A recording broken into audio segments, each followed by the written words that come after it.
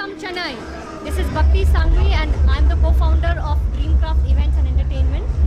And my name is Rajiv Talreja and I'm also the co-founder of Dreamcraft Events and Entertainment.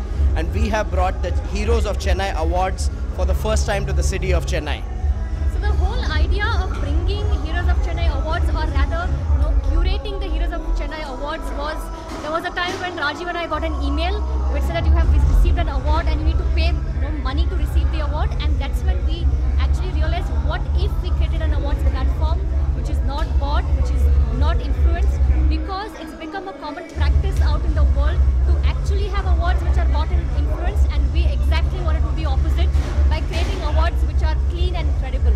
And we wanted to celebrate the real life heroes. We didn't want to give awards to people who've already been awarded. We wanted to identify people who are doing great work, selfless work, silently in their field of work, and actually recognize them, tell their story to the world. And that's why we created this platform of Heroes of Chennai.